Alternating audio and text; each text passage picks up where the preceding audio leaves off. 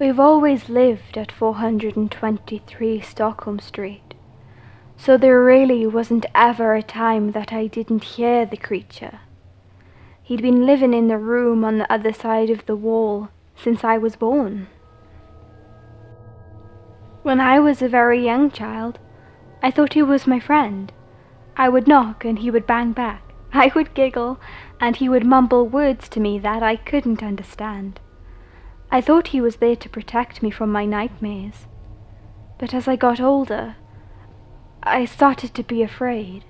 My parents insisted that there wasn't a room on the other side of my wall. Over time, I realized that he wasn't my friend at all. That's when the scratching, moaning, and sporadic banging began to scare me. When I was 8, I finally broke down and told my parents about the creature in my wall. I was terrified that he would come into my room one night and kill me. My mother rolled her eyes and told me it was mice. She never listened to me. My father agreed with her that it was animals, but he hugged me and told me he would protect me and not to be scared. So from then on, whenever I heard noises, I would scream for my father, and he would come running into my room less than a minute later to see what the matter was. I would point at the wall and cower. My dad would smile, bang on the wall with his fist and say, "Quiet down in there or else." The noise would stop. I'd give my dad a teary smile and he would hug me. He was always my protector. I miss him so much now. As I matured into a teenager, I started inviting my friends to sleep over. They didn't believe my stories at first, but after one night in my room, they were convinced.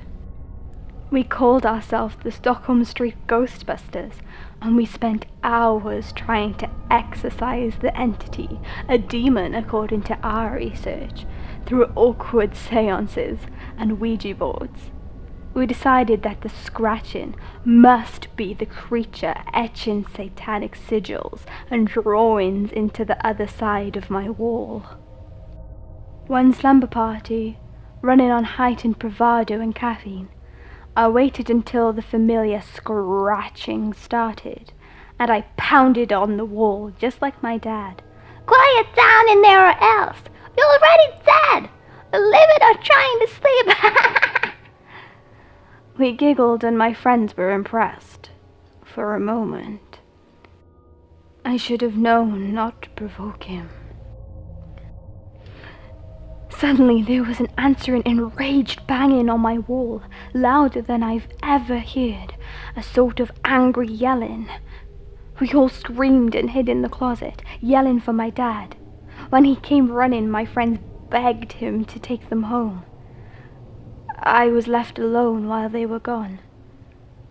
I could feel him, almost see him impatiently pacing behind the wall, back and forth, 5 inches of wood and wallpaper between he and I.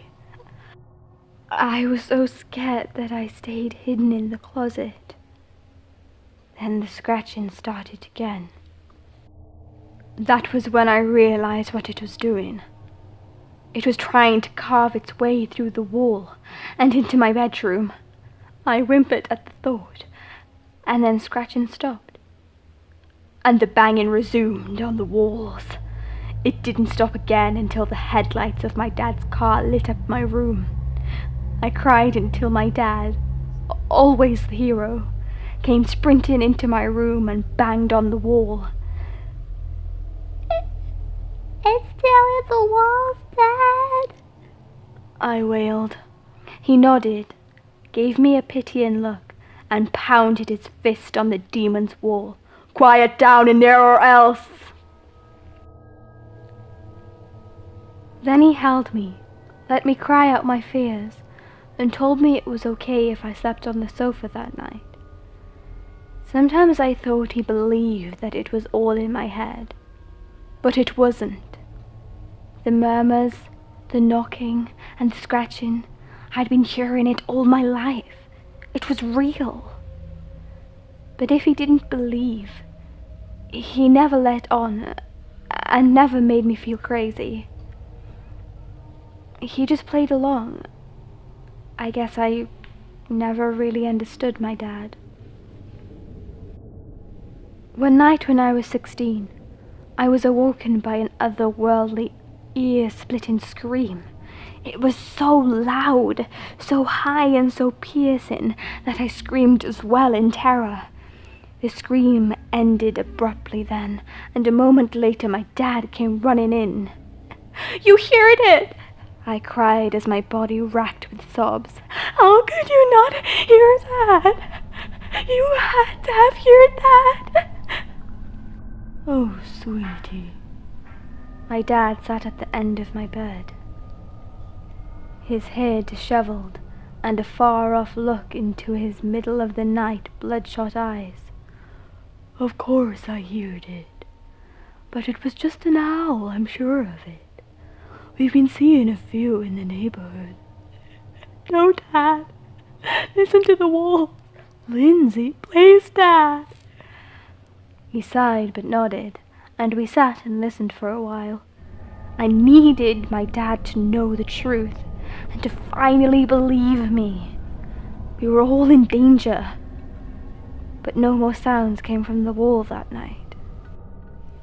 I didn't hear him again after that, not for a long time. The wall suddenly felt empty to me for the first time in my life.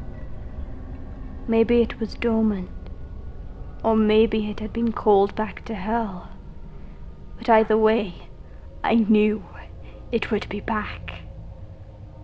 Oddly, when the creature did return, I didn't really notice it at first.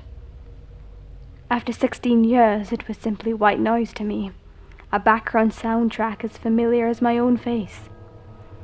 It took so long for me to process that it was back that I can't put my finger on when it actually started. I think that's what sealed our fates in the end. The noises were just so inherent to me that I failed to understand how unusual they really were, and had been all along. When I finally did realize what I was hearing, I am ashamed to say that I almost felt relieved. The haunt progressed in the same cycle it had all my life. First the groans, then the banging, then light, lazy tapping, and then finally the scratching. Always the scratching. I told my dad about the scratching, and about how I thought the creature was trying to rip through the wall and into my room. My dad laughed and told me there were 3 inches of solid metal on the other side of my wall, and that nothing, not mice, raccoons, feral cats, or even ghosts could come through my wall. And he should know. He built the house himself. And besides, he assured me he would always be there to protect me. But in the end, he wasn't. Since I was moving out in a year, I decided I had no choice but to just stick it out. After 16 years with him, what was 12 more months, I grew unconcerned, lazy and complacent. I ignored the noises, even started to bang back again. I used logic to pacify my fear. Whatever it was, it couldn't come through the wall. If it could, it would have done so years ago. And I sensed that more than anything else in the world, it wanted out. And since it was still in there, obviously, it was trapped. And I was right. The night the door was opened is the most vivid memory I have. I was at a friend's house when my mother called me and told me to come home immediately.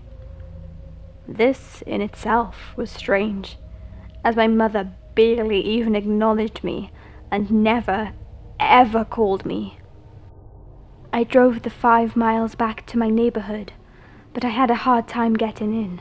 I started to panic as I desperately weaved through all the media vans, police cars, and SWAT trucks. I had to park and walk the final 3 blocks to my house, tears rolling down my cheeks as I realized that my street was the epicenter of it all. Because I knew. As soon as I saw my house, I realized it. My dad must be dead. It had finally gotten out and killed my dad. I took off at a dead run then, ignoring all the voices yelling at me to stop. I dodged in between the vehicles, pushing past dozens of people, ran through the crime scene tape and directly into my house. And there it was. Across from my living room, next to my bedroom, the whole closet stood with its door open. All the jackets and sweaters had been pulled out of it, and on the back wall I saw it. Another door. For whatever reason, no one stopped me. I stumbled into the closet, through the hidden door, and out into the room I'd always known was there. But it wasn't what I thought it would be. The media called my dad the Skinner of Stockholm Street, and from what I saw in that room, it was a very fitting name. There were knives, all sorts really, and there were metal devices stacked along the wall, at least 100 of them. Most I didn't recognize, but a few I'd seen in history books. There were 4 sets of manacles, a wall of chains and rolls of duct tape. In the middle of the room there was a flat table which was, very clearly, blood-soaked. A tall stool sat at the head of the table, but the worst of it all was the wall. My wall. Every inch of it was covered in carvings. But the carvings weren't satanic or evil like I thought. The carvings were words. Jacob, I love you. Diana Hobb. Tell my father I forgive him. Brian Woodlin. Dora, I'm so sorry. Michael Manuckley. Tell my daughters they were my world. Angela Waterstone. According to the evidence file, there were over 60 of these messages, and I made myself read every single one. They haunt me every night. I had spent 10 years tormenting them, and they would now forever torment me. I live in a hospital now, and I can still hear the scratching. Every time I close my eyes, I hear it. I haven't really slept in a year. My doctor says if I don't sleep soon, I'll die. I spend my days watching news coverage of my father's trial, and I spend my nights staring at the wall. The drugs don't work, but they keep giving them to me anyway. And though I try every night, I can never fall asleep. I always hear the scratching, and I always will.